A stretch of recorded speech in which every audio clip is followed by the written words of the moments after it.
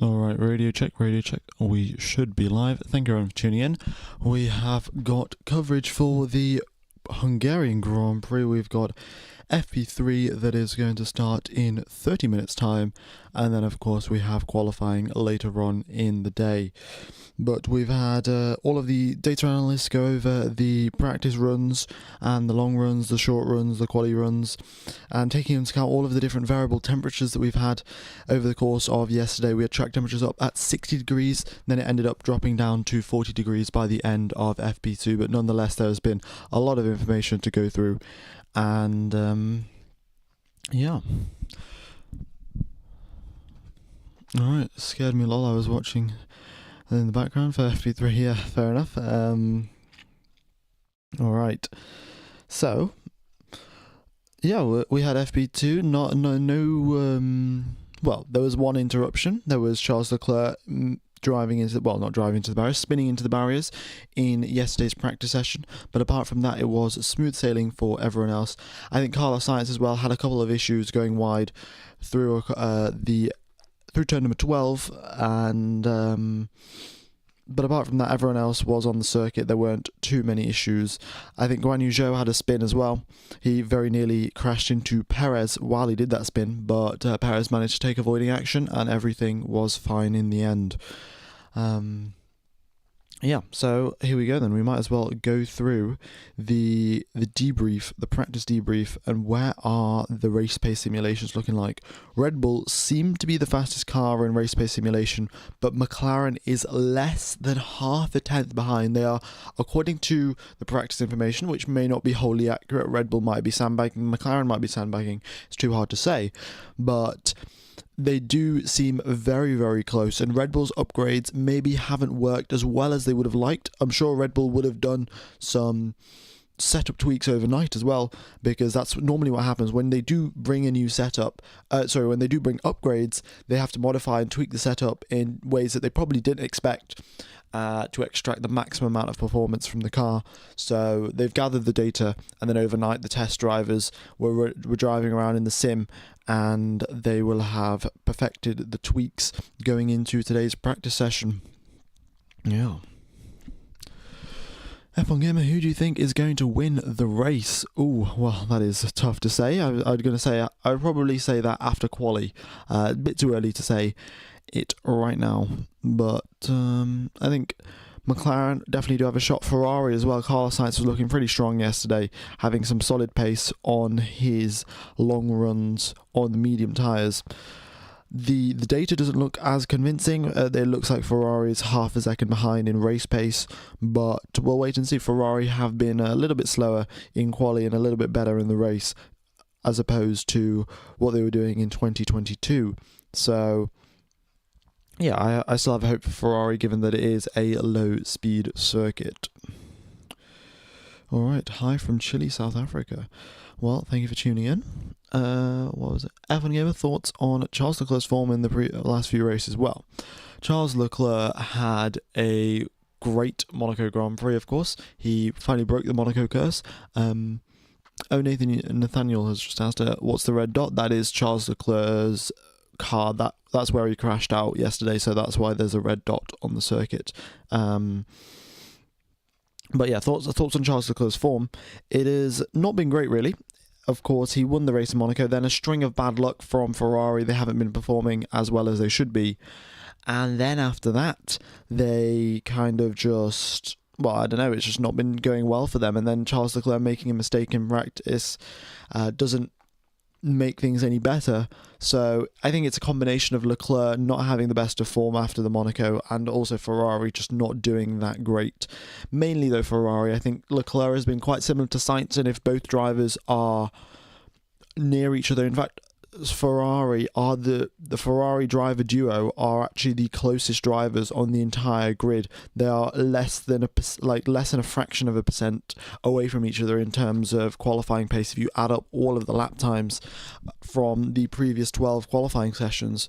So I don't think Charles Leclerc's form is that bad, because he's competing very well with Carlos Sainz. I just think the Ferrari car has dropped off, and it doesn't reflect nicely on the drivers. Ooh, Checo for top 5. Well, he was leading FP3 for a bit, FP2, sorry, for quite a long period yesterday.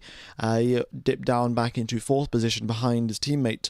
But yeah, Sergio Perez, he's got to make some progress. He is, I think there was the stat out of the previous 12 qualifying sessions, Logan Sargent has outqualified Sergio Perez 7 times. So essentially, yeah, Sergio Perez has not been doing great whatsoever, and that has got to change.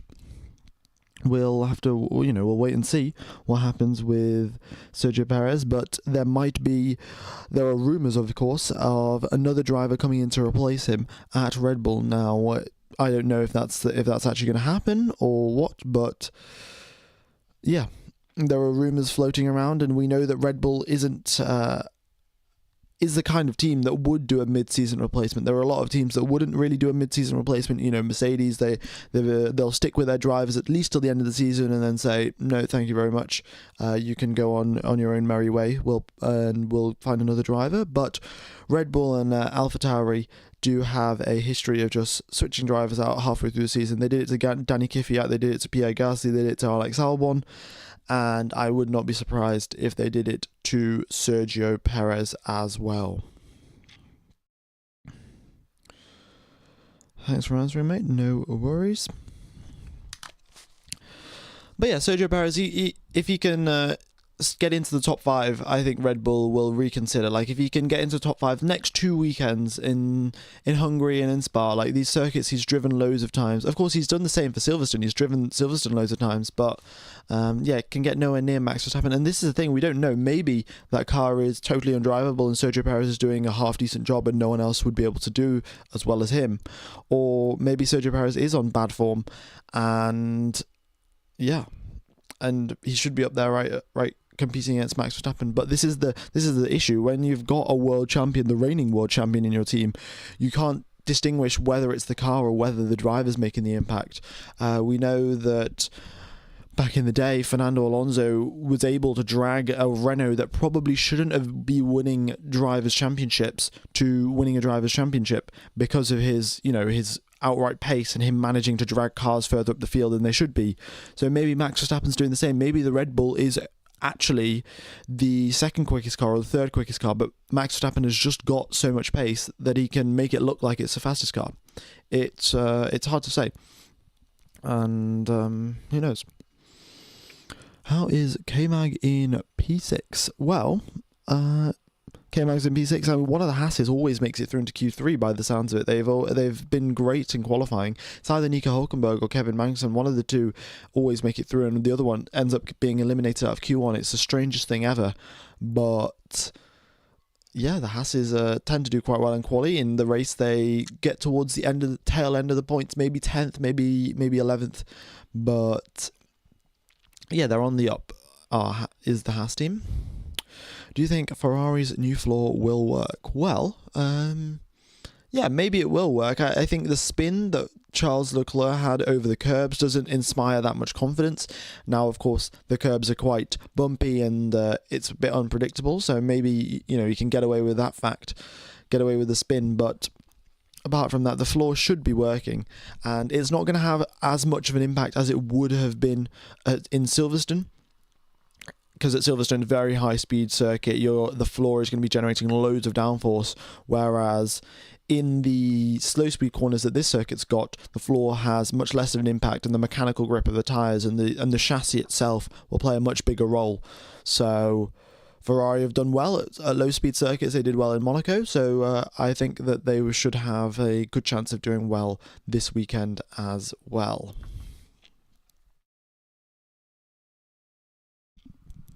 Okay, Haas have been raging recently. Indeed, they have. I think their previous race finish was the best race finish they've had since 2018. Haas, in 2018, when I first started watching Formula 1, Haas were the one of the teams that were best of the rest. There was, of course, Mercedes, Ferrari, and Red Bull that were at the top in 2018. But the best of the rest, Haas was really up there competing for fourth place. And since then, they've had a bit of a, they fell down the pack at one point. 2021, they were right there at the back of the pack, and nothing was going well for them. But now, they're regaining momentum, and if they can go even further up the pack, that would be amazing. All right. Also, yes, Aston Martin, they have brought a lot of upgrades this weekend.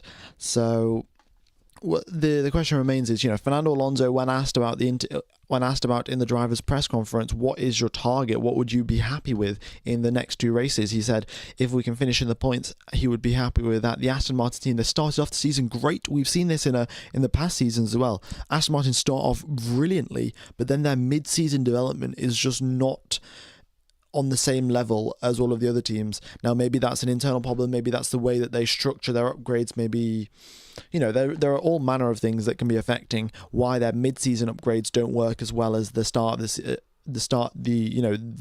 between season upgrades when they start a new season. So we'll wait and see. Maybe, they've hired quite a lot of people from other teams like Red Bull and like McLaren and Ferrari. So maybe they'll get some insight from the processes that those teams use to do their mid-season upgrades. And hopefully Aston Martin can learn and get back up into the pack. This is one of the biggest upgrades they have brought this season. And Fernando Alonso does say that, the team's relying on these upgrades to work. Otherwise, they will fall further and further back down the pack. Who's your favourite driver on the grid? I would probably just say Fernando Alonso or Yuki Tsunoda. Those are the two drivers that I would vouch for most. But I'm still not, I'm not that committed behind Fernando Alonso or Tsunoda. If Vettel was to come back, I would be the most biased commentator you've ever seen. But since he's not here, I'm not too bothered. Hope Piastri can win a race. Indeed, McLaren have been doing so well, and quite a lot of people were criticising McLaren, and rightly so. After the Silverstone race, they did have a potential to make a race win there, and it was a obvious sort of strategy blunder, but sometimes it happens, and McLaren, they've got to shift their mindset from being that midfield team where they make these ridiculous strategy calls in the hopes of scoring a podium, in the hopes of scoring a point, and they've got to come to a much better, a different mindset, a winning team mindset, where they know that they may have the fastest car, they can just win on outright pace, and then make strategy calls accordingly, whereas previously their strategy calls were made on, if this and this happens, potentially we could score a podium and we can just hang on to it. Whereas now, because they are approaching the fastest car, or maybe even they are the fastest car, they've got to shift their mindset to, we've got the outright pace now, what is the optimal strategy given that we have the pace?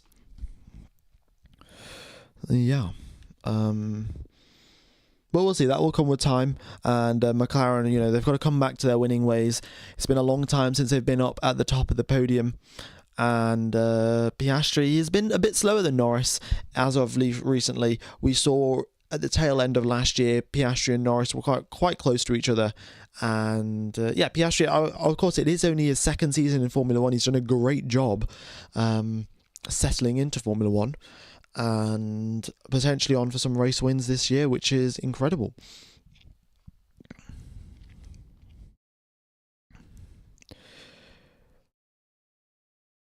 Okay, Piastri was so close in Austria and Silverstone, but Silverstone was more strategy than anything. Indeed, he ended the race in 12th position. Oh no, sorry, he ended the race 12 seconds behind the leader, and he lost 17 seconds in the pit stop strategy blunder that McLaren did. So if that didn't happen, then who knows who would have been in the lead of this race? Probably Oscar Piastri. Look, there are a couple of drivers who couldn't be in the Red Bull right now, and their name isn't Checo. Oh, who could be in the Red Bull right now? Yeah, you could definitely have Carlos Sainz. If he got a phone call from Red Bull, would he take that phone call? I'm sure he would. Ferrari. Yeah, of course, he hasn't got a seat next year, and if he's already been in the Red Bull team, he never got promoted to Red Bull. He was at Toro Rosso, and they left to go to Renault. But yeah, he was once part of the Red Bull Driver Academy, and maybe they will take Carlos Sainz. But I think Red Bull are much more interested in promoting some of their junior drivers rather than poaching another driver from a team. Otherwise, what was all of the point of setting up the Red Bull Driver Academy if they're just going to hire other drivers anyway? Cough, cough, Alpine. That's what Alpine have been doing. They've got a driver academy, but up until this date, nobody has been promoted from the Alpine Driver Academy to the Alpine car. Oscar Piastri was an Alpine Driver Academy driver.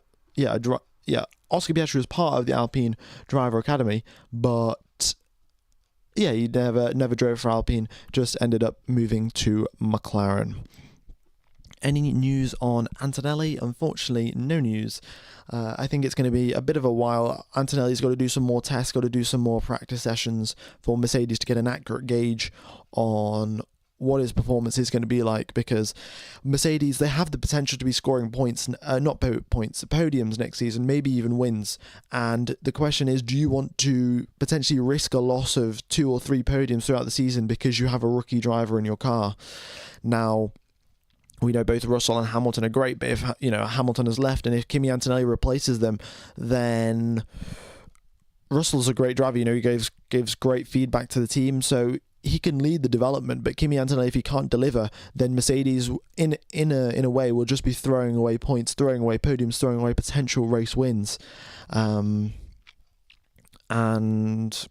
why would they risk that? They could just send Kimi Antonelli to Williams and take a year of Carlos Sainz or take a year of Fernando Alonso. I'm sure Alonso would be happy to move over to Mercedes, but yeah, it's a call for Toto Wolff to make, and we'll wait and see what he does. I don't think anyone wants to drive for Alpine anyways. That is a good point. Not many people. Alpine hasn't been doing that great recently. They are down on power. They are apparently 15 horsepower down compared to all of the other cars. So it doesn't bode well, but in these slow speed corners, slow speed circuit, they do have some great chassis. Well, they do have a good chassis and a good car in the slow speeds, so they should be rather competitive today. Right. Okay then, we are now 12 minutes away from the start of FP3, and let's run through a little bit more of the practice debrief data. The qualifying simulations, McLaren once again right on the tail of Red Bull, a fraction of a percent, 0.02 seconds behind Red Bull in qualifying simulation pace. So they enjoy, Red Bull did have a strong day out yesterday. They brought a suite of upgrades, and they were only put on Max Verstappen's car. Red Bull only had time to manufacture one set of upgrades. They put them on Max Verstappen's car, so Sergio Perez has an even worse chance this weekend of getting anywhere near Max Verstappen, because they have not brought upgrades for Perez's car. They've only brought the upgrades for Max Verstappen's car. But that is also fair enough. Verstappen is the faster driver. He's been delivering a lot more performances, so you would expect that he gets the upgrades. If you do have a look at the slow speed corners, then Red Bull are very, very close to the McLarens. But the thing is, in the medium speed, they gain massively on the McLarens, and then they lose to the McLarens on the straights. So this is a bit of a setup indication. We can see that in the slow speed, where downforce isn't as critical, McLaren and Red Bull are quite similar. But then in the straights, McLaren are significantly quicker than the Red Bulls, and in the medium speed where downforce is key, Red Bull is quicker. So Red Bull have opted for a slightly higher downforce setup than the McLarens. Now, maybe McLarens will have changed that overnight. Maybe they would have, got a couple of drivers in the simulator and said that we're going to test a bit more higher downforce setup, see how that works out for them. And we'll see how that goes. I will keep an eye out on the top speeds. I think McLaren were there in the top 3 top speeds, so yeah. Also, in the first 12 races, Lando Norris, Oscar Piastri, they have gone 9-3. Lando Norris has outqualified Piastri 9 times, and Piastri has outqualified Lando Norris 3 times, and the same for the race results. Norris ahead of Piastri 9 times, and 3 times for Piastri being ahead of Norris. So, yeah, but of course Norris has got that one race win, Piastri hasn't, and all of these different finishes, Norris has ended up in second place in the championship, and Piastri is fifth place in the championship. Alright, I remember as a finish when Bottas was driving for Mercedes, they always sabotaged Bottas to get Lewis maximum points. Indeed, that was see, this is the thing though, it's slightly different at Mercedes. Bottas was a great driver and he was always up there. He was always up there in the top four. There were occasions when he couldn't make it into, he couldn't be right up there with Lewis, but he was always near to Lewis, so it wasn't that bad. You know, there were situations where he had to be compromised if Lewis wanted to score a podium. Bottas was ahead of him. You know, they would compromise him. They would tell him to swap positions. Whereas with Sergio Perez, it's a totally different ball game because Sergio Perez is getting lapped by Max Verstappen. Whereas, you know, Valtteri Bottas was about 2 seconds ahead or 2 seconds behind of Hamilton. So that is just the way things go. Bringing a single set of upgrades is less time to manufacture and more about spending no money on something that does not work. Yeah, that is also true. If those upgrades do work, then they will obviously start. Yeah, that actually does make sense. In this new cost cap era, that probably does make sense. Bringing one set of upgrades, see if they work, and if they do, then only spend the money on the second set of upgrades. Leclerc did crash. He crashed in FP2. He spun on the curbs on the exit of turn number 4.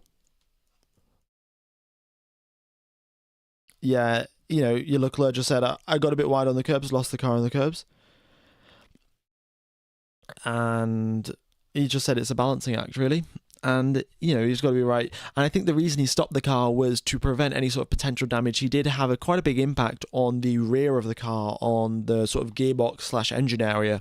And that bit is quite sensitive to impacts. So if there was any damage, he doesn't want to further extend the, you know, make more damage by driving all the way back to the pits. So I think Ferrari told him it's time to stop the car, and any sort of damage we could probably repair. Whereas if he drove all the way back to the pits, there's a much bigger chance that there are bigger issues with the car that they can't repair in time for, or that, you know, they'll have to take a penalty. They'll have to get a new gearbox, and then Leclerc will have to take a 6th place grid penalty or something along those lines. Okay. Thank you everyone for tuning in, folks. If you have hit the like button, that would be well, yeah. If you have hit the like button, then thank you. If not, then it would be very much appreciated. And be sure to hit the subscribe button as well if you aren't subscribed. I commentate all of the qualifying sessions, all of the races, and then I think for the foreseeable future, I'll be doing the practice sessions as well. Yeah. And there's a question I notice every other weekend. Did Leclerc crash? Indeed, it is very unfortunate. Leclerc making a few mistakes here and there, and Ferrari also not pulling their weight for Charles Leclerc. And sometimes just the way things go, really.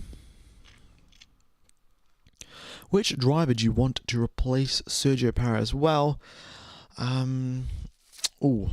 it's a tough question, isn't it? I would say Red Bull are much more likely to bring in Daniel Ricciardo compared to Yuki Tsunoda, even though Tsunoda has been outperforming Ricciardo as of recently, if you look at the stats of the season so far.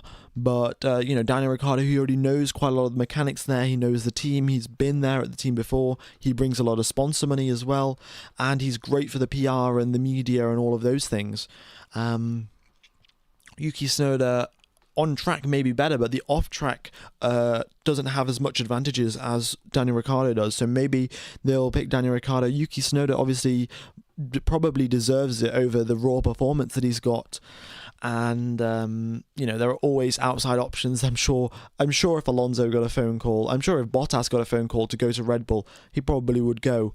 If Sainz got a phone call, yeah, I mean, I don't know any driver that would turn that down to go to Red Bull, given that they have had such dominance in recent years. Now Adrian Newey has left, so maybe that is an indicator that their dominance is going to come to an end. Adrian Newey no longer leading the way in the aerodynamic development of the car.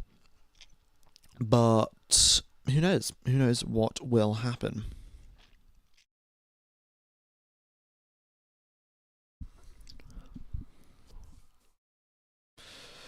Yeah, Sonoda in the Red Bull and Lawson in the Racing Bulls is fair. That would be a good option. The other thing is, I think Christian Horner said Isaac Hadjar, who is currently in Formula 2, I think he's in second place in the Formula 2 Championship. He is also a potential option. Isaac Hadjar has been performing great. Liam Lawson had his time in the limelight, and he's... Isaac Hadjar is the new person in the limelight, but I think they will go for a little bit more experience and go with Liam Lawson and keep Isaac Hadjar in Formula 2 for at least a year longer. All right. Let's see, what else have we got? 4 minutes till we get underway for FP3. And good morning from Phoenix, Arizona, USA. Well, it's nice to meet. Good morning to you, Mark. Right, Hadjar's Pierre Gasly level reflexes. Okay. Yeah, no, I don't watch too much Formula 2. This weekend there has been Formula 3 and Formula 2. I watched the qualifying sessions. It's quite a lot of action, especially in Formula 3. Issues with traffic were very, very severe. The drivers were queuing up right at the end, and drivers on hot laps were getting blocked, and all the things like that. So that's something that we're gonna have to watch out for today's qualifying session. Drivers will be having issues in the end of Q1, with a lot of traffic on the circuit.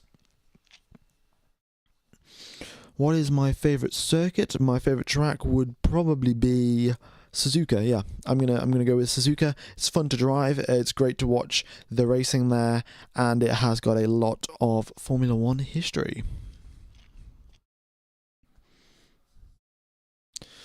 Right. How many new drivers coming to Formula 1 next season? Well, Oliver Behrman is definitely coming in. Kimi Antonelli is not yet confirmed. He may go to Williams, he may go to Mercedes, he may not get into Formula 1. Nothing else confirmed. There is also rumours that Daniel Ricciardo could go, or someone else could go, and they will have they'll have one of the Red Bull Junior drivers coming through. I don't think Alpine have confirmed their second driver, have they? They've got Pierre Gasly, but I don't know if they've confirmed who will be replacing Esteban Ocon. So there is a potential for one of the Alpine junior drivers to make it through into the Alpine team.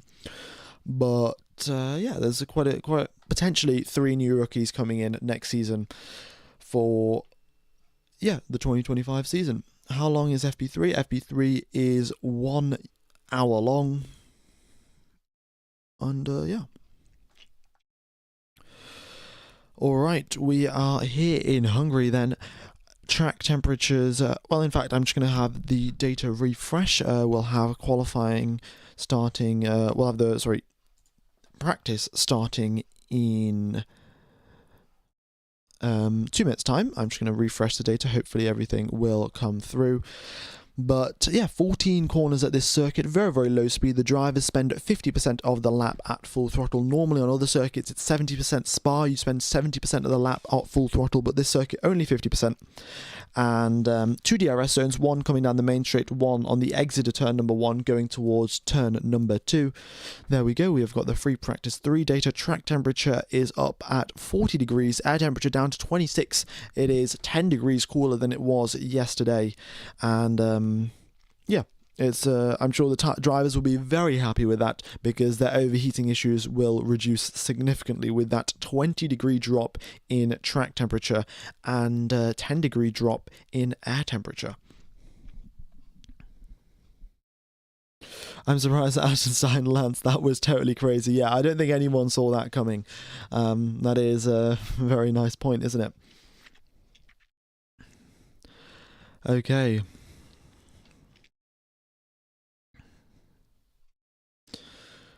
Here we go then. Practice will start in just under a minute, and that is that.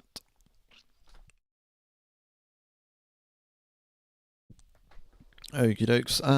Couple of other facts about the circuit. We have the drivers will reach top speeds of 320 kilometers an hour. That'll be with a slipstream and DRS down the main straight into turn number 1. And and the main critical thing about this circuit are the final 2 corners. The final 2 corners are very, very tricky, mainly because of the fact of the middle sector is very high speed, and it's a flowing sequence of corners that really does overheat your tires. And when you reach the final two corners, they are two 180-degree corners, very, very long corners. You need a lot of mechanical grip going through that, but by that point your tires are really overheating. So those corners are especially tricky. We saw yesterday Lando Norris, he slid the rear of the car through turn number 12, then going through turn number 13 had another slide because he overheated his tyres sliding through 12, then turned into 13 expecting a normal amount of grip, didn't have it because his tyres were overheating, and then slid even more. And, you get into this vicious cycle, especially in, it was practice, so Norris could slow down and, let the tyre temperatures come down, but in a race, you obviously can't do that. You have to keep pushing. So it's a very, very vicious cycle in the race where you've got overheating tyres, and then your tyres, and you've got overheating tyres, but then you've got to slow down a little bit to let the tyres cool down again. And it's a tricky thing to balance, but I will keep you updated on when a driver starts sliding about and how they manage to deal with it. Free practice 3 has just begun. We've got one of the Saubers making their way out of the pit lane. Guan Yu Zhou has exited the pit lane. Very nice. In fact, I'm going to have to add a bit of a delay here just to ensure that the stream does not lag about and jump about. The screen's going to freeze for about 30 seconds or so, and everything else should be back shortly. Okie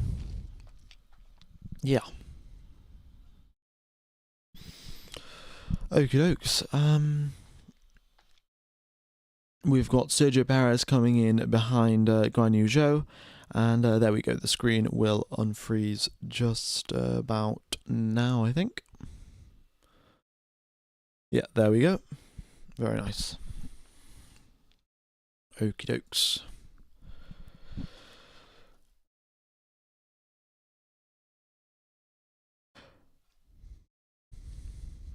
I want to see some Sergeant domination. I'm tired of this Stroll. Yeah, I'm tired of Stroll dominating Fernando Alonso. We've got Perez out on a set of hard tyres. This is the other thing that we're going to have to deal with. There will be a two-stop race strategy tomorrow. So, two-stop race strategy. And last year, we had drivers start out on the medium tyres. Most of the drivers started the race on the mediums, then went onto a set of hards for their second stint. The third stint was a bit of a question. Some drivers went for a medium tyre, some drivers went for a hard tyre, and we'll wait and see what works out, but it all depends on track temperature and the conditions of the circuit on that day. We have had the circuit rubbering in quite a bit over the course of the previous day. We had Formula 1, Formula 2 and Formula 3 all racing around the Hungaroring, but normally around any other time of the year the Hungaroring doesn't get much use, so track evolution still would be pretty key in today's practice session and qualifying session, but of course much more important in qualifying when the times actually do matter. Alright. Lawson is too young and inexperienced, and Ricciardo isn't as consistent. Yeah, it's tough really. I think Lawson couldn't go all the way up to Red Bull, but I think Lawson, if he got some time in AlphaTauri, maybe to mature as a driver, to have a bit more experience, then that'd be great, wouldn't it?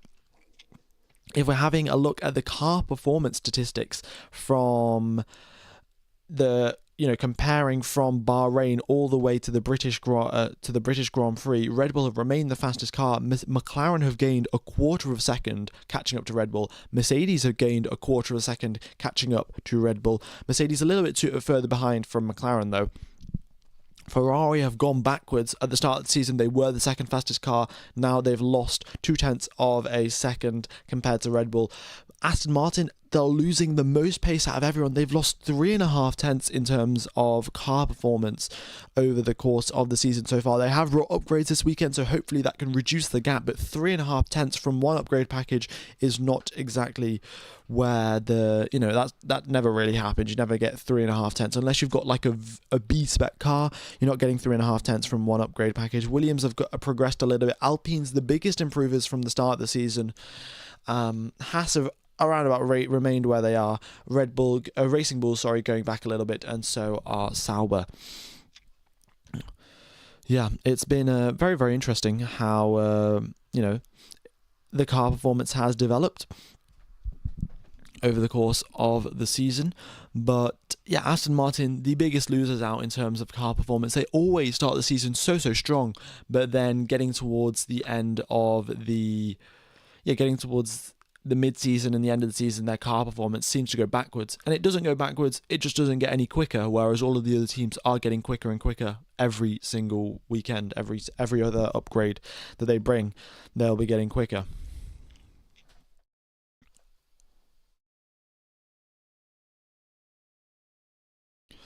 All right.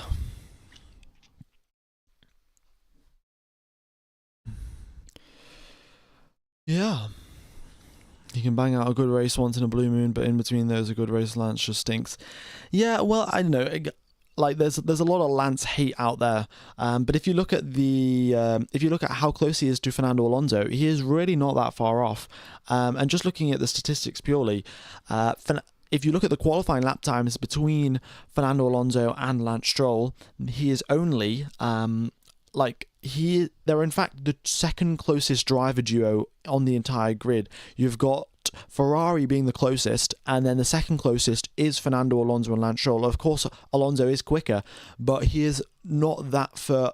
Stroll isn't that far behind Alonso. Maybe his race pace is different, but in terms of qualifying, he isn't that bad. Yeah. I think he's earned his spot in. Well, he's earned his spot in Formula One. He's also paid for his spot in Formula One.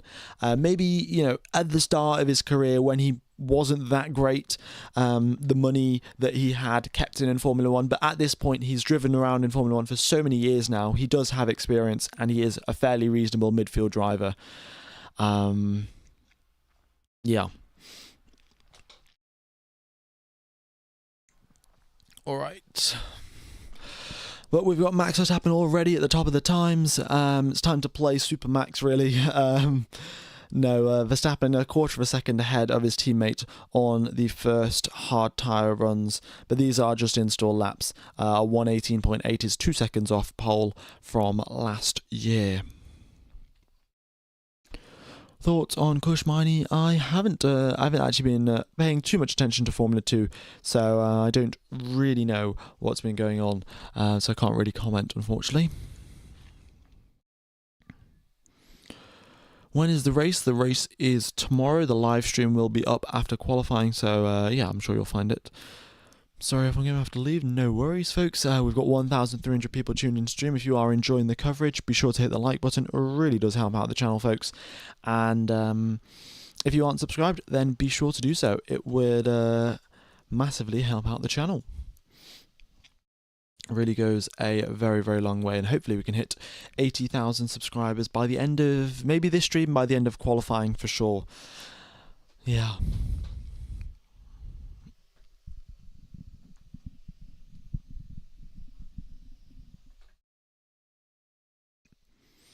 Right. Both McLarens out on the mediums. We've got both Astons out on the hards. Both Saubers are out on the mediums. And, of course, Red Bull, they're out on the hards as well. Interesting there a little bit. But, yeah, not too... this is the thing. The final stint of the race will be different. I think everyone will start on the mediums, then go on to the hards. The final stint will be the stint that remains in question. And as you can see, teams using different tyres as of now, which means that they will have different tyres available to them at the third stint of the race tomorrow. So, yeah, because if Verstappen and Perez are using hard tyres today, they're going to wear out, and they're not going to use them in the race.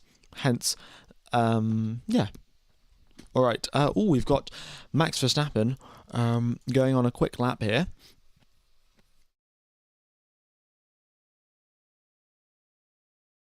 So let's wait and see. Verstappen purple in the first sector. Looks like he's going to go purple in the second sector as well, indeed.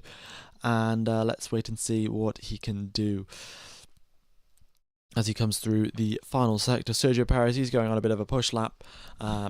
well, yeah, he's going to start a push lap now, but Verstappen coming to the end of his hot lap. He's 2 seconds off last year's pole time. Last year's pole time, a 1:16.6, and Verstappen across the line, a 1:18.3, goes half a second quicker than his previous lap time. And yeah, he's doing a great job on those hard tyres. Seems like he is on those hard tyres and maybe doing a race sim of the final stint. That might be what he's doing. It really depends on what the teams want him to do. Who is your favourite racer? Favourite racer of all time? Seb Vettel. Probably right now Fernando Alonso. Okie dokes. McLaren has such a good car. Indeed they do. McLaren have been performing greatly, has been performing great as of late, and they are right up there according to the qualifying data. In practice, the qualifying and the race data, they were right up there with Red Bull. So they should be competing for pole position, even despite Red Bull bringing massive upgrades this weekend and McLaren not bringing any massive upgrades. We have McLaren still competing up there at the top. Now we'll wait and see come qualifying, but who knows?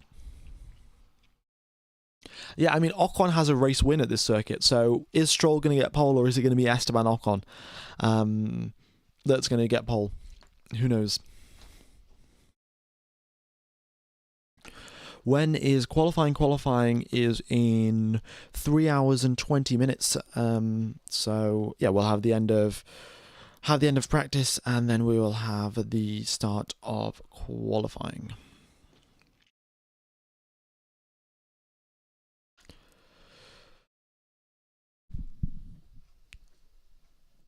Who do you think will win tomorrow? Honestly, I'm gonna go with Lando Norris. That's probably a safe. I don't know. We'll wait and see. Team Radio Box is fantastic. Love the extra insight.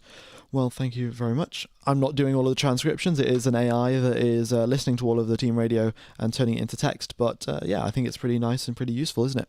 There are a couple of mistakes, like Max Verstappen is not saying Volkswagen there in the third team radio message from the top. But it is what it is, A couple of mistakes are to be expected. Smooth operator will get that pole. Honestly, Carlos Sainz has been doing great. He was third in FP3. The Ferrari tends to do great in slow speed circuits. He's only 4 points behind Charles Leclerc. Leclerc's got to win this season. Let's wait and see if Carlos Sainz can stick it on pole and potentially get a win. Okay, everyone coming into the pits. Oh, Verstappen's the only driver that's currently out on the circuit. Everyone else still sat in the pit lane. I think they're just waiting around. Hamilton's out of the car. Yuki Tsunoda's out of the car. They haven't even got their helmets or balaclavas on. And they are just waiting around for the circuit to improve a little bit before they go out for their runs. It's interesting. Yeah, I think the Haas are going to come out soon enough. But Verstappen, the only driver out on the circuit. Do you think Piastri is better than Norris, or is on the trajectory to be? Well, if you look at the previous 12 races, Piastri, it is 9-3 to Lando Norris. So, Piastri isn't that far behind. He's not getting totally dominated. If you actually look at the percentage difference of the lap time difference between the two drivers, it's pretty minimal. Like, Piastri has had a couple of bad weekends. In Austria, he got a lap time deleted. Otherwise, he would have been right up there with Lando Norris. So yeah, Piastri, it's his second season in Formula 1. He's learning loads of things. Seems like a great guy as well. Seems very focused as well on the main target of winning a race. So he should be. I think that he will end up getting on equal pegging with Lando Norris and maybe even be better than him. Right. Give Kimi Stroll seat. Yeah, Kimi Räikkönen, what a driver. The Iceman himself, doing a fantastic job. Or maybe you're talking about Kimi Antonelli. It is, when you say Kimi, it's too hard. Well, I don't know who you're talking about. Did you notice the hump-like structure on the front wing of the Merc? It's just above the driver pedal. The updates are cool down the brakes. What do you think? Well, this is the thing. Hungary, it was predicted to be one of the hottest races this year. It might also be one of the hottest races since 2017. So the teams do have these special upgrade packages. Well, not upgrade packages, special cooling packages for these kind of races where it's super hot. And I don't think it's necessarily an upgrade, it's just a one-off thing that they bring to races where they need extra cooling. And this circuit as well, there are slow speed corners, but there's a lot of braking involved as well to obviously slow down for the corners, and hence you do need the cooling. And Mercedes have probably done the right thing. If it's within the rules, the FIA would have told them to not use it if they thought it was not allowed. But yeah, sure, it's something innovative. Everybody is a Piastri fan. Honestly, you can't really hate Oscar Piastri. So, yeah. Can Vettel return to Formula 1? Well, I mean, I'm sure if he wanted to, yeah, if he could call up Audi and be like, oh, I want to join Formula 1, and Audi would love to have a German driver in their car. They've already got Nico Hülkenberg signed for next year, so yeah, I'm sure if Vettel wanted to, he could get back into Formula 1, but the question remains is, does he want to do that, and will that happen? Don't think so. Oh yeah, folks, what do you think of the new Formula 1 film? The trailer came out last weekend in Silverstone. I think it is a fantastic trailer. Of course, it's not perfectly accurate, but if it makes more Formula 1 fans and makes more people interested in Formula 1, then I'm all for it. Ford versus Ferrari, great hit, and Drive to Survive, of course, has done wonders for Formula 1. So I would say that the new Formula 1 movie, it seems great. There was a bit of odd lines like, oh yes, we need to design our car for combat so we can beat them in the corners and go slow down the straights, which is a little bit inaccurate, but it's capturing the essence of Formula 1. If you're slow down the straights, you want to go quick through the corners and you want to be great at overtaking. So yeah, and it's got that nice little cameo of Gunther Steiner in there as well. Why not? Seems fantastic. Like to see a switch between Leclerc and Piastri, see how good Charles can do with a top car and see how Piastri can do in a different car. Indeed, yeah. We'll wait and see what Leclerc has been got the longest Ferrari contract out of any driver in history, and maybe he's living to regret that. Who knows? But Ferrari has not been performing as well as he would have liked. They started out the season strong, but then they started off on the front foot, but since then it has been going on the back foot. How do you feel about the minimum maximum ages for F1 drivers? Well, I think maybe some of you guys might have watched the Euros. There was a Spanish player, I think he's called Yamal, who is like 16 years old or something, and if he can play football, and Max Verstappen has driven a Formula 1 car when he's 16, so minimum age is probably 16. As long as you're safe and a quick driver, then I don't see any sort of problem. And maximum majors, as long as you are, once again, can handle the G-forces, then why not drive around the car when you're 45? I'm sure Fernando Alonso will keep trying to do that.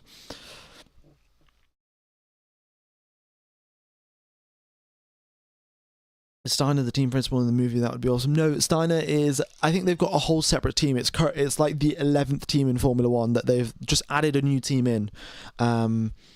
So yeah, they've added a new team in, but Steiner is also part of the Haas team, and there'll be some confrontation. I'm sure they'll be in a bit of a battle between one of the F1, like the new team, and the Haas team, and then there'll be some words exchanged between Gunther Steiner and Brad Pitt or something like that.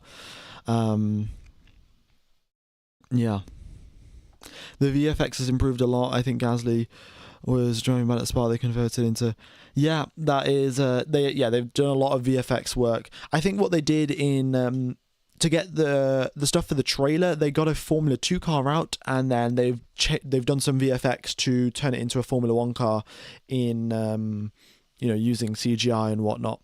So yeah. Where are the rest of the drivers? Well, the rest of the drivers sat in the pits waiting for track conditions to get better and better.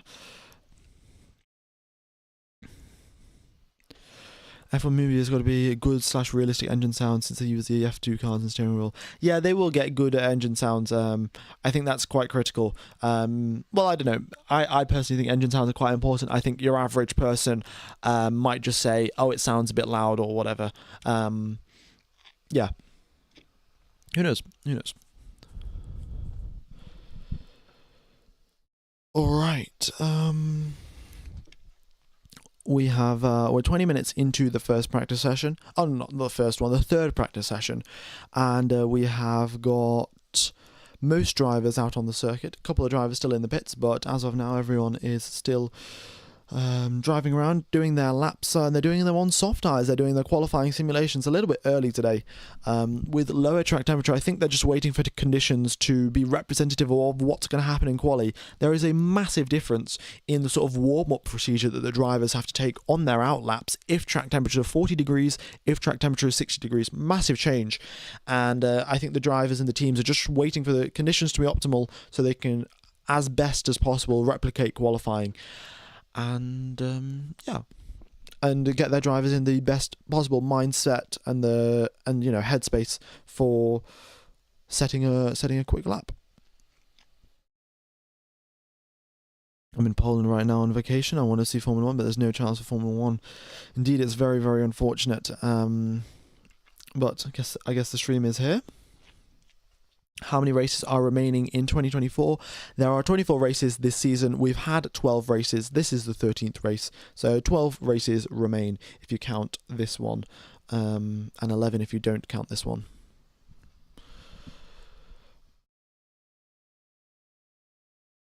Okay.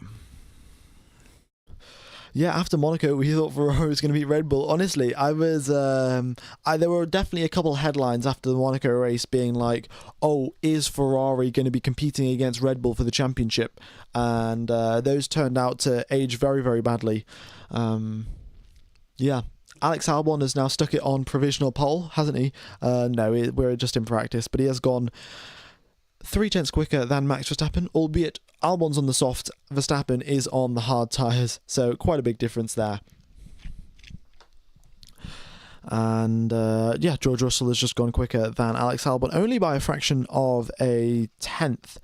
And Lando Norris sets a brilliant lap there, 3 purple sectors and a 1:16.9, only 0.3 off last year's pole time. The cars have got significantly quicker, and the pole time will probably knock down from a 16.6, maybe to a 16.0, maybe even into the 1:15s.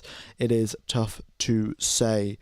And also the lower track temperature will really be helping out in generating this pace. Okay.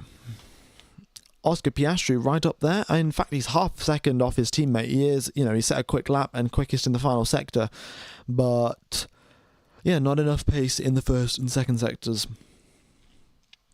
Looks like, this is sometimes what we see happen from drivers, because they know by the end of the third sector they're going to be struggling for tyre temperature. What they do is in the first sector they don't push 100%, maybe they only push 95% or so, and that gives them enough tyre temperature for the final sector. And we saw Piastri purple in the final sector, but of course if he didn't push hard enough in the first sectors, then it's not going to be enough going quick in the final sector.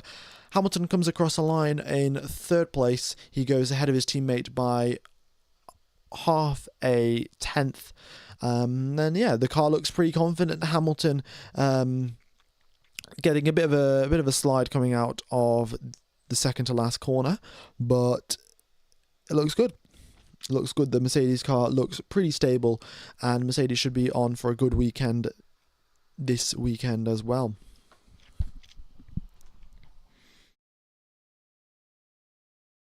Okay. Yeah, Carlos Sainz 0.7 behind. Maybe that's just down to fuel load. Ferrari might be carrying some extra fuel to hide their performance. Maybe their floor upgrades have taken them even further back than instead of taking them forwards.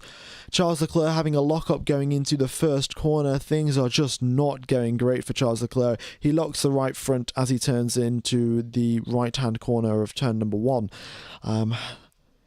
yeah, not ideal there from Charles Leclerc, but we'll wait and see if he can continue on those tyres and the flat spot isn't too severe. He did come out the locked brakes quite quickly, so should be all right for that. All right, folks, we've got 2,000 people tuned into the live stream. Hope you are enjoying the coverage. If you are, be sure to hit the like button. It really does help out the channel. And if you are enjoying the coverage, then be sure to subscribe for qualifying in the race as well. Right, yeah, let's wait and see when will the Red Bulls come out on the set of soft tyres. Charles Leclerc, he is on a push lap right now. Let's have a look. His first sector, 28.3, and that is 0.3 slower than Yuki Tsunoda was, I think, in the first sector. Tsunoda goes up into second place. A great lap from him, but yeah, Charles Leclerc a little bit down on Lando Norris as he goes through the middle sector as well. Okay, Leclerc seems stressed. Was pushing too hard. Yeah, I think that's another thing. If you know your car isn't right up there, but you do want the podiums, you maybe overdrive the car, push the car past its limits, and you end up making more mistakes, more sliding that way, and things aren't really that optimal. Yeah, Leclerc, he comes across the line 1.4 seconds down on Lando Norris. That's got to be more fuel load on the car. It does not look as, it doesn't look as pouncy. It doesn't look as nimble, basically. That's the word I was looking for, as you would expect for a car with no fuel in it. So it seems like Ferrari have loaded up the car with a bit more fuel, and that explains their lack of pace. Okay.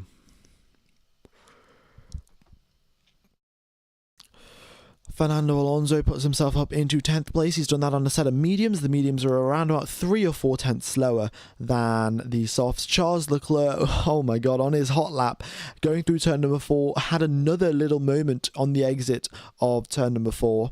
He had went over the curbs again, not as much as he went over the curbs yesterday, but still the car twitched about as he exited turn number 4.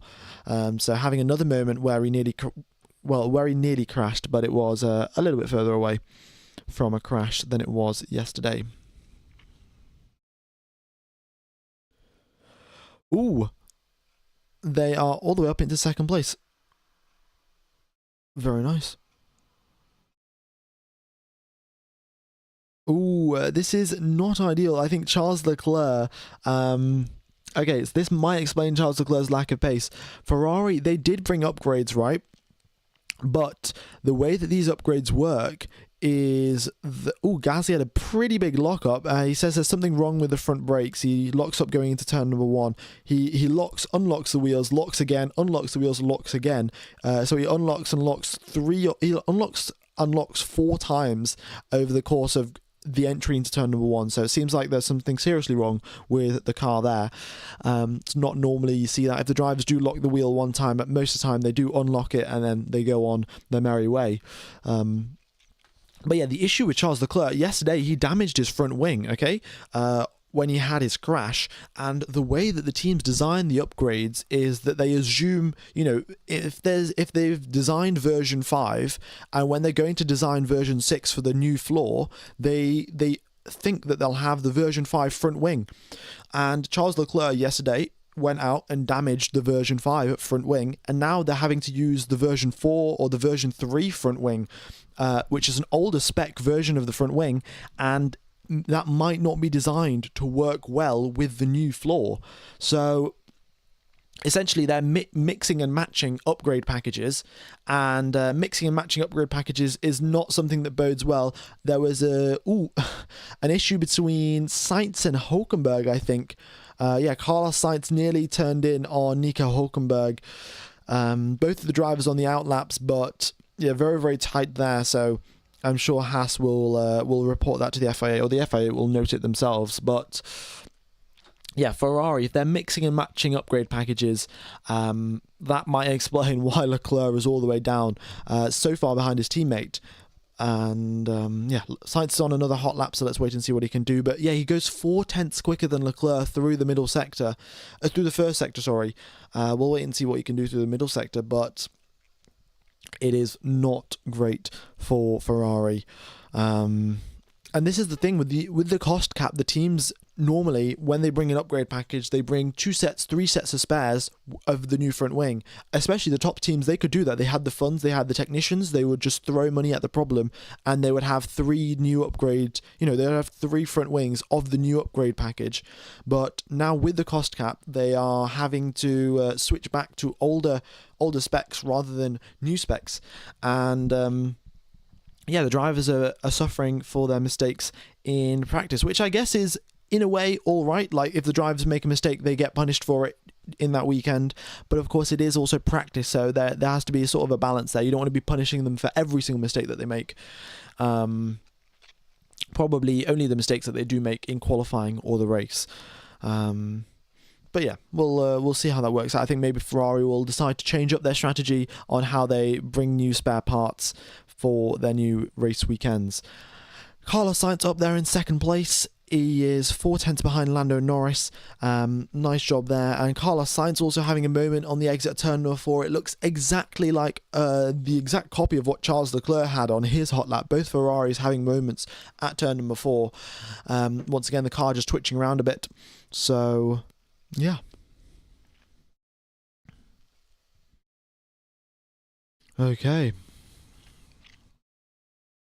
Checo ain't cooking. Well, where is Sergio Perez? He is on a set of hard tyres doing a long run. He has done a 1:23 on his previous lap. It seems like that is the simulation of a middle stint run. They've put in maybe, I think we'll have 70 or so laps of racing tomorrow, so they've probably put in 50 laps of fuel in the car, and then they've sent him out on a set of hard tyres to simulate what the second stint would be like on a set of hards. And that explains his lack of pace and why he's down in 20th. I'm sure soon enough he'll come into the pits and they will bolt on a set of softs and he can do a quali sim. Max Verstappen is also doing a long run, but the pace difference between the two drivers, both of them are on long runs. Maybe they're simulating different parts of this, different,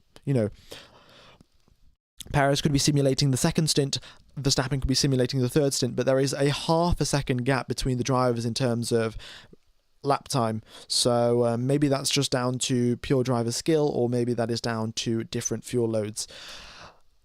George Russell puts himself up into first position, goes 1/10 quicker than Lando Norris. He's done that on a used set of soft tyres as well, so just goes to show that the fuel getting a little bit lighter as he did a couple of cool down laps has really helped out George Russell. And George Russell has a great record at Hungary, of course. In 2019, I remember when he was Mr. Saturday, out qualifying. Well, he still kind of is Mr. Saturday.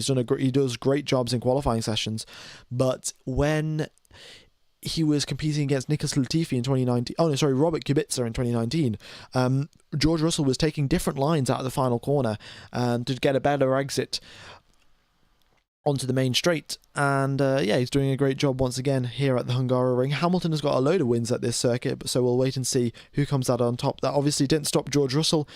In Silverstone, he ended up getting pole ahead of his teammate, and maybe he can repeat the same feat at this circuit as well.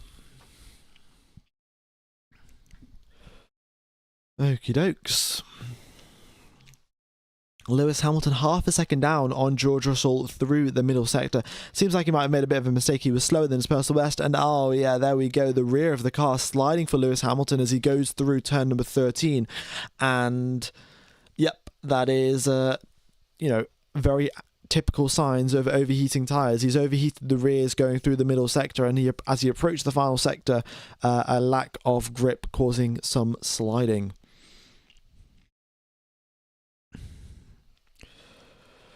Okay, 28 minutes remain of this practice session. Thank you everyone for tuning in. Be sure to hit the like button. I hope we're getting pretty close to 400 likes and getting pretty close to 80,000 subscribers as well. 80,000 is nearly filling out an entire football stadium, which is quite incredible. Ooh, we've got a new graphic here from AWS. They are saying Lando Norris is going quicker than Piastri by 3.5 tenths down the straights. So the pace difference between Norris and Piastri, which is currently, Piastri just sets a lap now, and he goes 2 tenths behind his teammate. Quite a lot of that might actually be coming from the straights. Lando Norris and Piastri opting for slightly different setups. Maybe they've just switched setups now, and Piastri can match Lando Norris's time. But Yeah, the McLarens did have slightly lower downforce, I think it was, compared to the Red Bulls. Yeah, McLarens had lower downforce compared to the Red Bulls. Oh, my battery is running low. One sec. Let me just plug my laptop in. Don't want to. Don't want to have my battery die halfway through the stream. Give me just a second, folks. That's not ideal.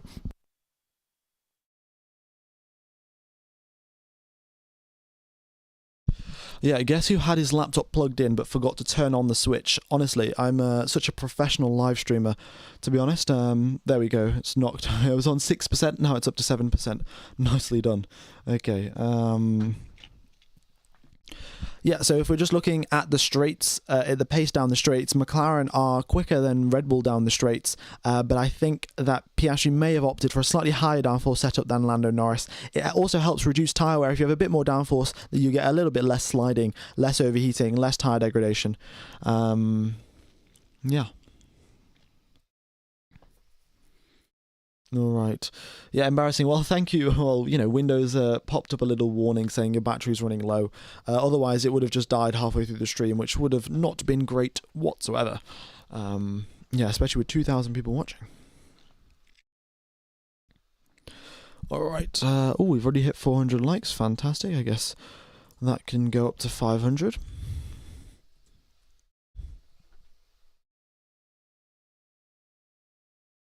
All right. Here we go then. Yeah, not too much going on the circuit as of now. We've got a couple of drivers still on their long runs. Max Verstappen, he's done 17 laps, and Sergio Perez done 16 laps there. The lap times between the two drivers, now they've got a lot closer. The gaps between Verstappen and Perez, only 0.2 of a second. Perez has been holding that 1:23.6 very, very consistently, whereas Verstappen is now, his tyres have gone off a little bit more than Perez, and it seems like his lap times have slowed down as well. Oh, we've had another big lock-off, a big cloud of smoke, as we've just got a shot of turn number 1. Drivers struggling, locking up into turn number 1. It's interesting. Well, no, this is the thing. On the warm-up procedure of that lap, on the out-lap warm-up procedure, well, it's actually more of a cool-down procedure now, but they want to reduce rear tyre temperature as much as possible, but they do still want front tyre temperature, and it's very difficult to have warm front tyres and cool rear tyres. So what ends up happening is drivers just end up locking their fronts because the tyres are just far too cold. And yeah, it was Yuki Tsunoda locking up once again the front right, like Charles Leclerc did going into turn number 1, but it doesn't do the lock, unlock, like Pierre Gasly did. And yeah, Gasly's still in the pits, so yeah, might be having some issues with his brakes there. I'm sure that will be resolved soon enough. What fuel do F1 cars use? They use a variation of petrol. I'm sure they have the most precisely, calculated fuel with the same amount of, I don't know, it's obviously not with vitamins, like mineral water or whatever, but there'll be a certain amount of additives and things in the fuel, but they'll be very, very precise to ensure reliability. But apparently, according to Ferrari, back in the day when they were sponsored by Shell in 2017 and those in 2017, 2018, you could go to a Shell fuel station and put in Shell V-Power, and you could drive around a Formula 1 car using the Shell petrol from a gas station or a fuel station. So yeah, they use petrol. Obviously not diesel. You get a much better acceleration from a petrol engine, and of course petrol is a little bit better for the environment, and I'm sure Formula 1 cares a lot about that as well. I think the teams are supposed to hire their own fuel companies to fuel them, but they all use the same type. Yeah, they all use the same type of fuel, but I think Mercedes has Petronas, and anyone that uses Mercedes engines, I'm sure, will just be given the fuel by Petronas, and anyone that uses Honda engines will be given the fuel by whoever Honda has chosen to take the fuel for. Yeah, and the fuel probably will be tested by the FIA.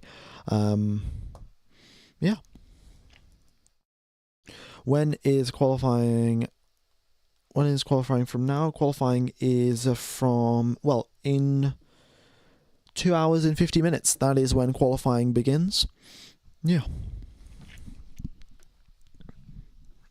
All right. Yeah, the fuel is supposed to be regular pump gasoline, and the reason for that is, the teams want to develop engines, Ferrari, Mercedes, they want to at least have their engine development at least kind of related to road car development. So hence they say that, you can only use fuels that are, easily accessible to most people at their fuel station. What is your favourite livery? I would say the Ferrari, which had a little bit more white on it. I would say that was probably my favourite livery. It looked absolutely fantastic. Yeah. Right. Here we go then. The 20 minutes remain of this qualifying session. Not too much going on really. The drivers, once again, now they've done a bit of qualifying simulations, now they're going and doing their long runs. Fairly typical. Nothing much surprising, to be honest.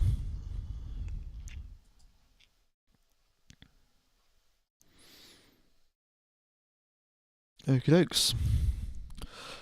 What time will quali start? Well, it'll be different depending on where you are in the world, but 2 hours and 50 minutes, folks. 2 hours and 50 minutes. The Golf livery, the Golf livery was great, actually, yeah.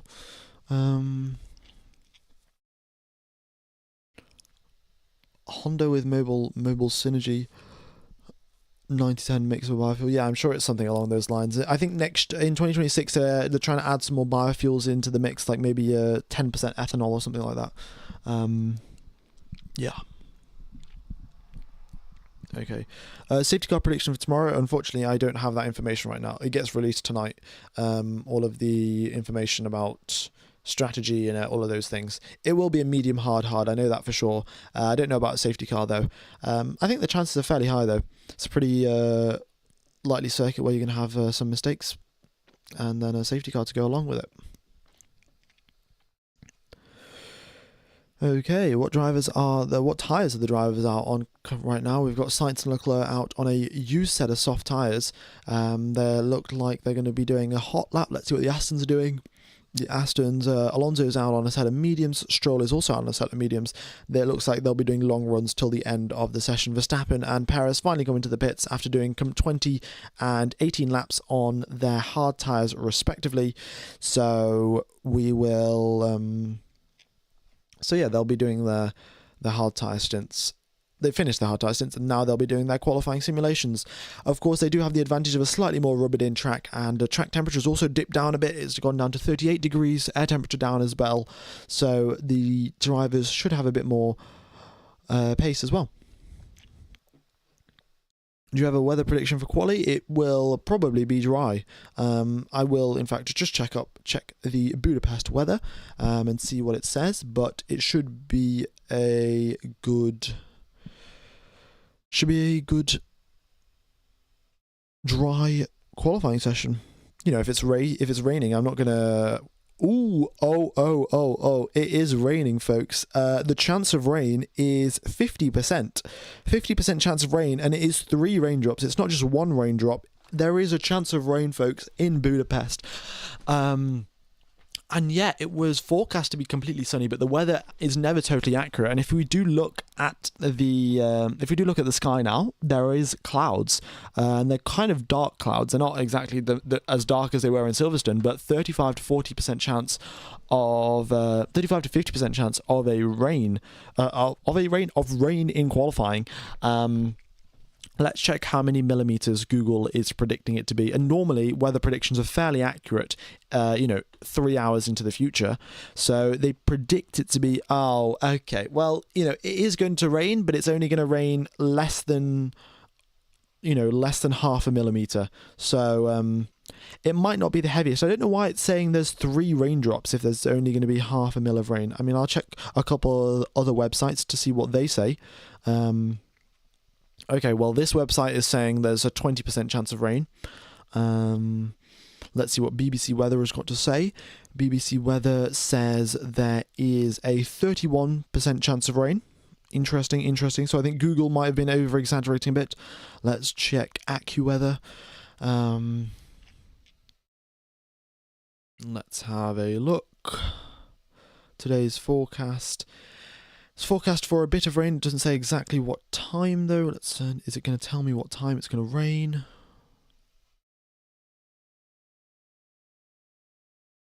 Nope. Hourly.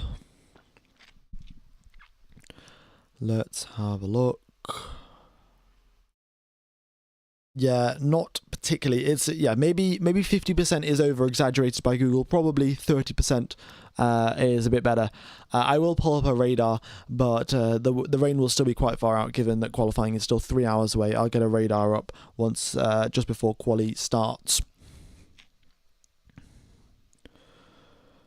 All right, Lewis Hamilton has just had a lap now. He was previously 6.5 tenths behind George Russell. Now he's only 2 tenths behind, but Russell still having the upper hand as it comes to one lap performance. Maybe Hamilton isn't totally pushing, maybe he is, but the lap times indicate a 2-tenth difference between the two Mercedes drivers. And either way, a little bit of uncertainty for rain is always great. I think for the forecast for tomorrow is dry. I'll just double check that. But we might have a little bit of rain for today's qualifying session. Tomorrow it is totally dry, no chance of rain whatsoever. But today there is a small chance of some very, very light rain.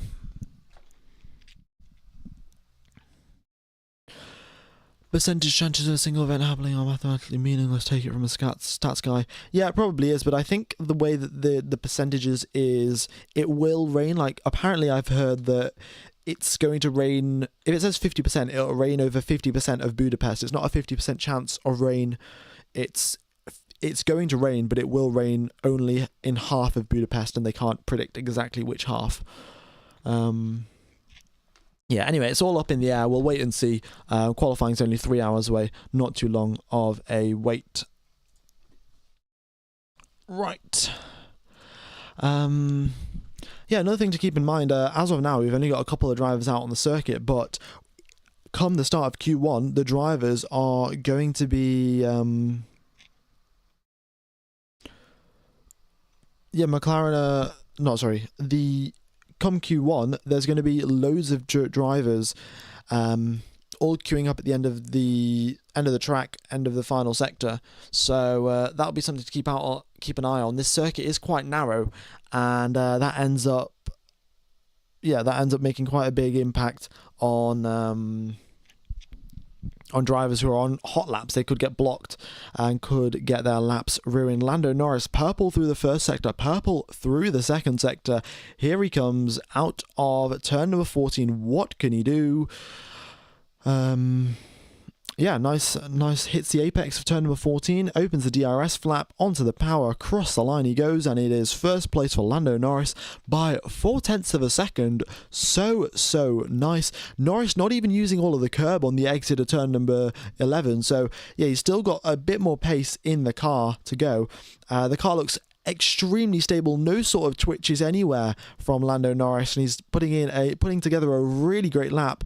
And as I say, no twitches. He did have a bit of a twitch out of the final corner, but Piastri currently on a hot lap. He goes a tenth slower than Norris in the first sector, and we'll see what he can do for the remaining sectors. But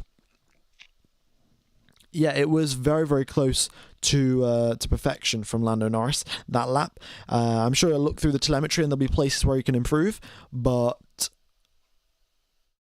the overheating rear probably caused that bit of a twitch out the final corner. But apart from that, he's doing great. Lando Norris's form has been exceptional. Piastri's having a bit of a tough time keeping up with Lando Norris. Piastri across the line, and he goes only half a tenth behind Lando Norris, so I guess never mind. Piastri isn't having a hard time keeping up with Lando Norris, and this is, once again, we've seen this happen twice now. Piastri goes slower in the first sector, slower in the second sector, but then pulls out a quickest third sector because his tyres aren't overheating. Norris had that twitch going through the final corner, and Piastri has no such twitch and has enough has his temperatures under control as he comes into the final sector and sets a purple final sector and up into second place, only half a second behind his teammate. Fantastic job there. Nico Hulkenberg goes purple in the first sector. Great job from him. Now the question remains, can he maintain the tyre temperatures as he approaches the middle sector and as he approaches the final sector? We'll have to wait and see. Here he comes, approaching turn number 12 now. He's got a bit of traffic ahead of him. They might get in the way, but everything seems to be fine. Yeah. All right, then here he goes. In the middle sector, he's green, and a purple mini sector in the first sector, purple mini sector in the third sector, and in the second sector. And he comes across the line, 5th place for Nico Hulkenberg. And yeah, his pace did drop off a bit in the final sector, but nonetheless, a great lap from the German driver. And yeah, let's wait and see what he can do in qualifying. I hope to see a Haas make it through into Q3. They've had a great couple of weekends as of late, and their form is really coming back to them. So, yeah, I'll expect to see at least one Haas into Q3.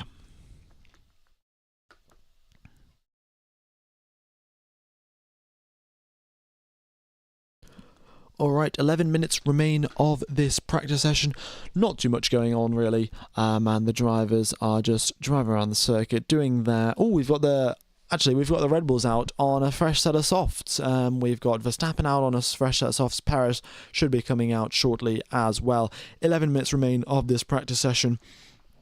Let's wait and see what happens. Sainz is out on a fresh set of softs as well. Very nice. Everyone doing their qualifying sims, building the drivers up to a quick quali lap. Verstappen goes a little wide going through turn number 2, maybe the front not biting as much as he would have liked, but now he heads up towards turn number 4, a little dab of the brakes, and he's marginally behind Lando Norris.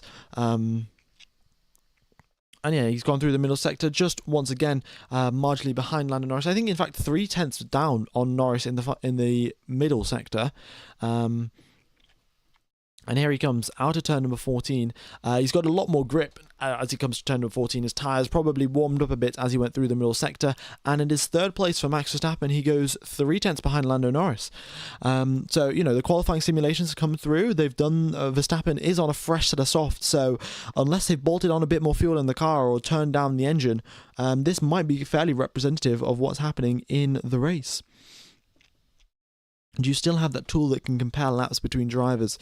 No, I do not. That was a... that tool was so old. Yeah, I had that tool back in the day, but no, unfortunately I don't have the tool anymore. Apologies for that.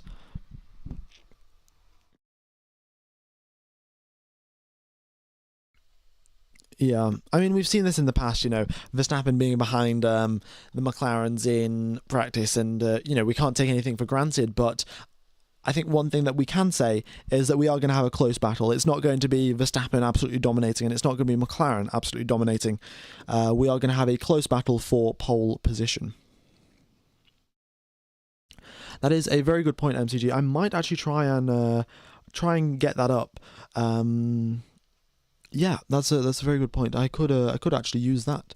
It might be a bit difficult to sync everything up, but yeah, I'll have a think if I can get that up for the next live stream. It's a very, very useful tool actually. Please, can you make the turn numbers a bit bigger? Indeed, I will. I'll change the settings once the stream's over. I think I could do it now, but my laptop might have might crash on me. So.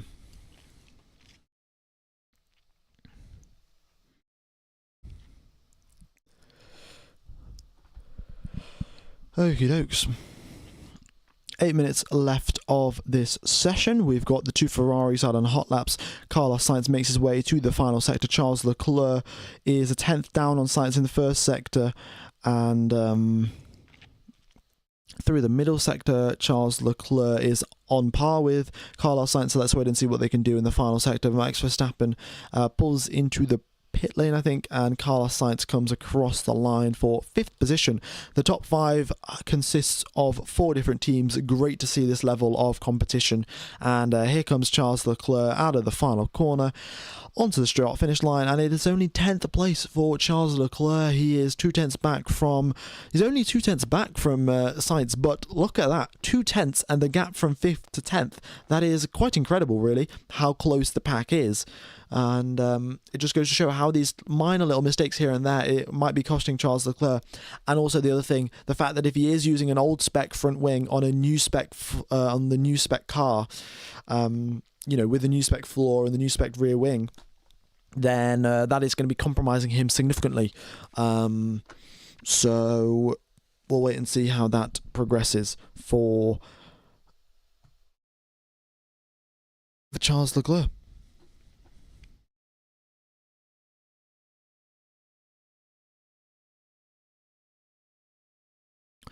I mean, if we look at this, you know, it looks like it's a big gap now. McLaren and Red Bull up there at the top, and there's a fairly big gap between Mercedes and Ferrari. Now we'll wait and see what happens in quali.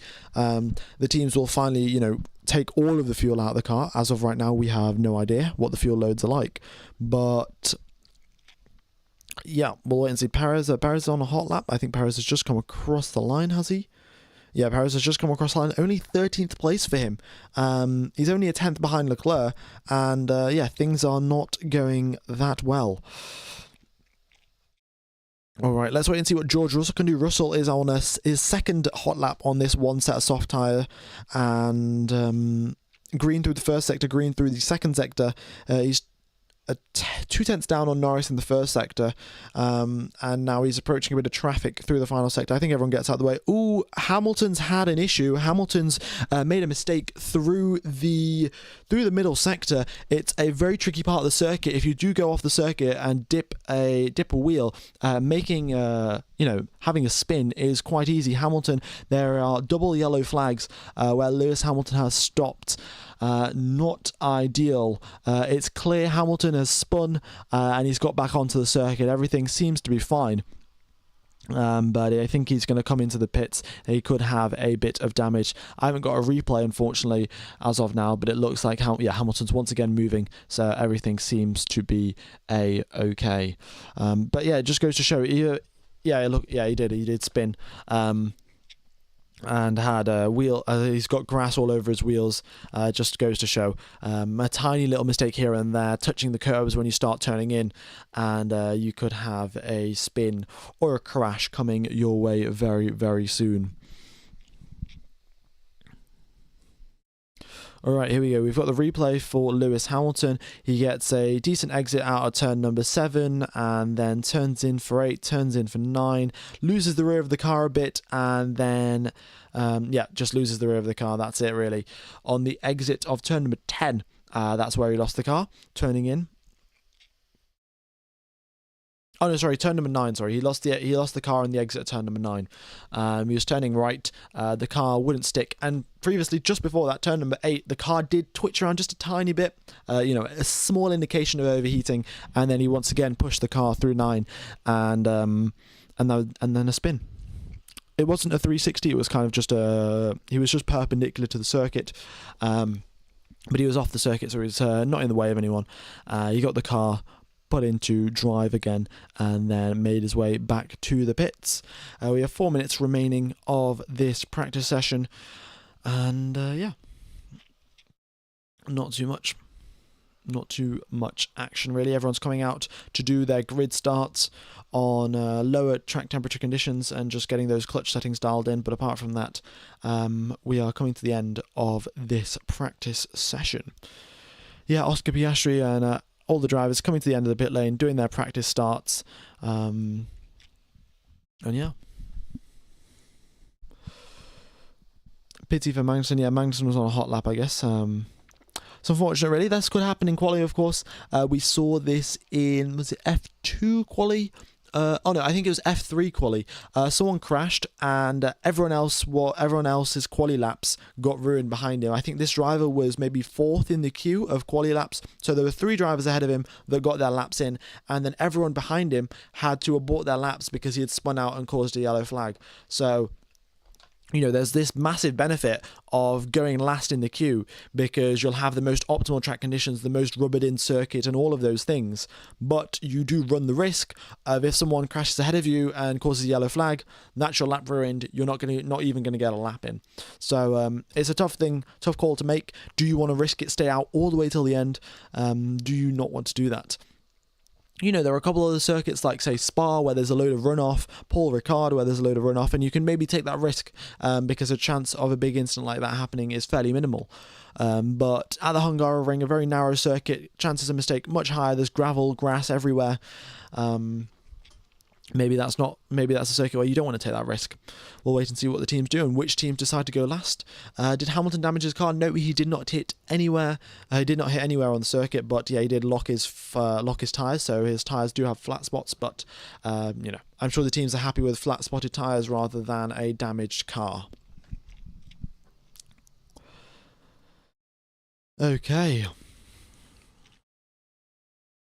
So that has been that. 1 minute, 50 seconds remain, and I'm sure we'll get the remaining drivers that are currently in the pits making their way out soon enough. Let me know what your predictions are, folks. Who do you think is going to get a pole position? We've had our 3 practice sessions. We will have qualifying soon enough. Qualifying, in fact, the qualifying stream will start in 2 hours' time. The qualifying itself will start in 2.5 hours' time. And yeah.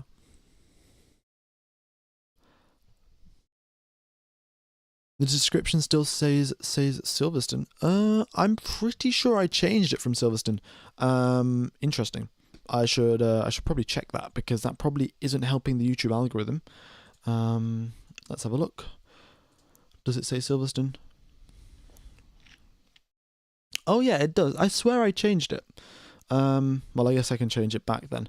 I think on a couple of the other streams it says Hungarian Grand Prix. Whoopsie daisies. Alright, we have got 40 seconds left of this Hungarian Grand Prix FP3 session, and the drivers are... drivers just coming out for their final grid starts. We've got a little bit of information from AWS. Norris is 0.2 quicker than Verstappen, and he's gaining most of that time through the through the medium speed corners. Sorry, turn number 2, turn number 14, turn number 5, turn number 6, turn number 7. Those corners, that is where he is gaining those time. And yeah, okay.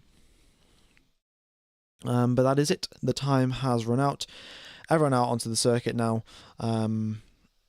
Verstappen has gone wide on the entry into turn number 1. Looks like he was going for a bit of a hot lap, but he's messed that one up.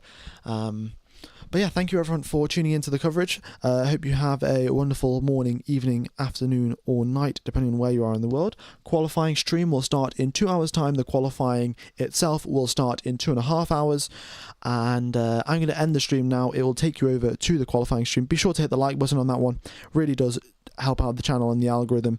And apart from that, that's it from me. It's been a pleasure commentating to you folks. Thank you everyone for hitting the like button and subscribing. We're pretty close to 600 likes, pretty close to 80,000 subscribers as well. And yeah, I will see you for the qualifying stream in 2 hours' times. Yeah, thank you very much. Cheers, fellas.